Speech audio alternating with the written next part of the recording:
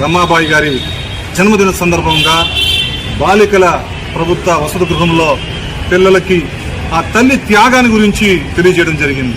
నిజంగా ఆ తల్లి త్యాగం వల్ల ఈరోజు బాబాసాహెబ్ అంబేద్కర్ గారు రాజ్యాంగం రాశారు. ఈరోజు ఆయన ఇంగ్లాండ్లో చదువుతున్నప్పుడు ఆ తల్లి ఇక్కడ మరి ఇంట్లో పిడకలు కుడుతూ ఆ పిడకలు అమ్మి ఆయనకి మనీ ఆర్డర్ ఆ డబ్బులు వచ్చిన డబ్బులతో ఆయన చదువుకోవడం జరిగింది. అటువంటి ఆ తల్లి గురించి ప్రతి హాస్టల్స్లో ప్రతి చోట ఈరోజు ఆమె ఘనమైన నివాళులు అర్పించాలని శ్రీ పవన్ కళ్యాణ్ గారు తెలియజేశారు. ఆయన ఒకటే మాట పవన్ కళ్యాణ్ గారు తెలియజేస్తారు, మరవద్దు మహనీయులు మరవద్దని పిలుపు మేరకు ఈరోజు ఆ తల్లి గురించి మేము హాస్టల్ పిల్లలతో ఈరోజు ఆమె జీవిత చరిత్ర గురించి తెలియజేయడం జరిగింది. ముఖ్యంగా ఆ తల్లికి 4 మగపిల్లలు.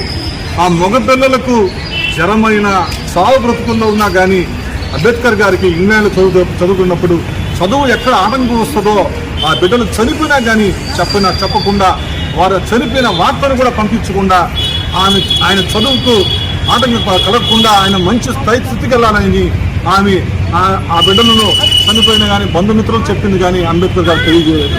ఎంత త్యాగురాలు అర్థం చేసుకోండి. అటువంటి గొప్ప తల్లిని మనము ఈరోజు ఘనంగా జన్మదిన వేడుకలు జరుపుకుంటున్నామంటే ఎంతో గొప్ప విషయం. ఈ విషయంలో మాకు ఈ హాస్టల్లో సహాయ సహకారం ఇచ్చిన టీచర్ గారికి, అదేవిధంగా నా మిత్ర బృందం, మా లాయర్ గారు, క్రిమినల్ లాయర్ అయిన సేనన్న మరియు టీచర్ బోధకులు ఆయన వచ్చి ఇక్కడ పిల్లలకి దాదాపు 15 నిమిషాలు అంబేద్కర్ గారి జీవిత చరిత్ర గురించి, ఆ తల్లి చేసిన త్యాగం గురించి తెలియజేయడం జరిగింది. ఎంతో గొప్ప విషయం.